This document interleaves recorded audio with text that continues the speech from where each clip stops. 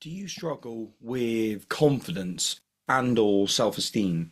Well, today I want to share what I've learned around both and how I've been able to work on both of them. So, welcome to the Men's Mental Health podcast today. I've been really diving into a program at the moment with a guy called Jim Fortin, who actually was a guest on my other podcast. And what I've been learning from him is really about it's been like reinforcing the message I've heard a lot, but our results reflect what's going on inside of us. And am I sitting here and saying I've got every area of my life nailed? No, absolutely not, right? But I've certainly progressed in things in my life. And for me, like the area I really want to work on is business and finance right now, alongside the other ones. And I realised that actually there's quite a lot of deep diving work that I'm having to do to get through some of those internal blocks, because everything is a reflection of what you believe about yourself. And often it's so unconscious. And I've talked about this previously, but if you like billionaires, they have a different way of seeing themselves with money than someone who is broke does.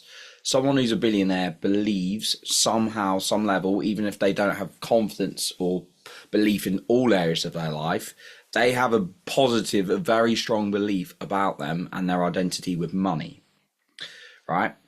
But someone who's broke does not have that, even if they consciously say they want it. It's like with, I use this example many times, but I think it's really important because people go around in circles in relationships and dating, because that's a very common one that brings up definitely has for me in the, particularly in the past, your self-esteem issues as well.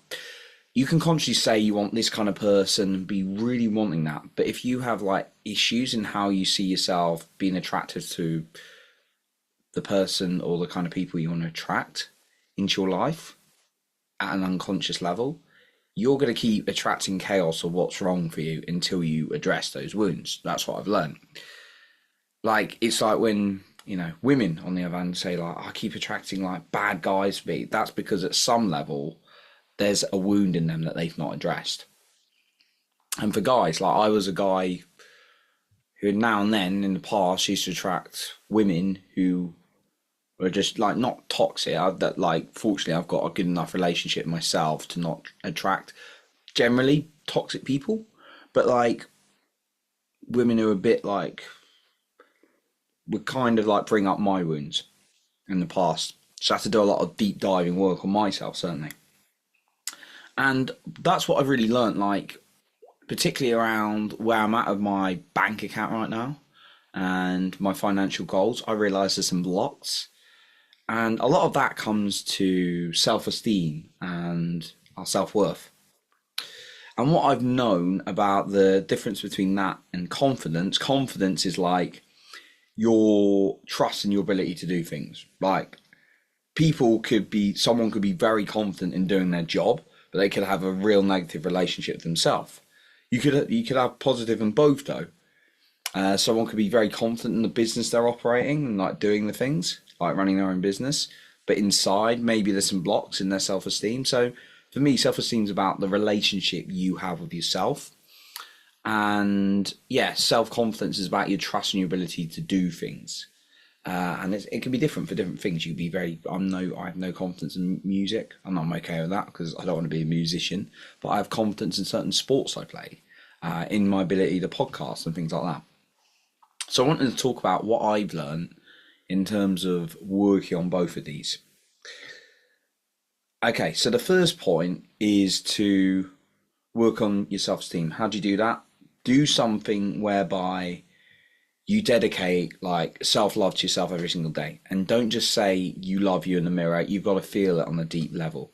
So find some kind of self-love practice, something for you, talking to yourself, but make sure you feel it. I embed certainty in myself every day. I taught self-love because when the challenges come, if I don't do that, then my body could be hijacked into like anxiety or a lack of trust in myself. So do something to ground the self-love in yourself every day. I recommend look at yourself in the mirror and saying to yourself, I love you, whatever your name is. Not whatever your name is, but yeah, what your name is, enter that in there. And then just keep looking at yourself and say it 10 times. The second thing is confidence. How do you build confidence? Do something again and again and again, but don't divert your attention too wide. I've been guilty of this many, many times. It's like, I want to get good at that skill, that skill, that skill, that skill, that skill. Make sure like you do like one to two things that you really want to develop, and pick a skill that's going to be really useful for life. Things like sales, things like marketing are very, very good skills because they can make you a lot of money and do well in business and attract people, the right kind of people into your business, into your world. Or, your social skills in general, those can be really good skills to work on because you're always interacting with people, right? Your relationship skills with people. But yeah, like pick a skill, like one or two, and then just have dedicated time every single day to work on that skill because that'll build confidence the more you do that. And then number three, my tip on this is have a support system that helps you with both. If you have negative people around you, you don't have people to support you, you're not going to feel good with your relationship yourself. You're not going to feel good with the confidence you've got in yourself. But if you've got people to push you, to encourage you, like I've got those communities, like I jump into like my transformation coaching program community a lot, and I'm like, right, I'm really stuck here, or I'm not really stuck, but I'm a bit blocked here. The coaches will come in straight away and offer me guidance. It's so amazing, and just be guiding me back to my greatness and blocking out any like negatives. Because by the way, I'm not going to sit here and say I have no limiting beliefs. It's a lifetime work. There's always going to be blockers. There's always going to be limiting beliefs. But when you've got a support system around you, it really makes a massive difference. And you don't even have to like, money it could be an issue for a lot of people. I know it has been for me, but you don't have to pay a lot to be in like, you don't have to pay to be in like I would, it's great if you can, like a $20,000 mastermind or whatever, or more, they go up a lot more than that.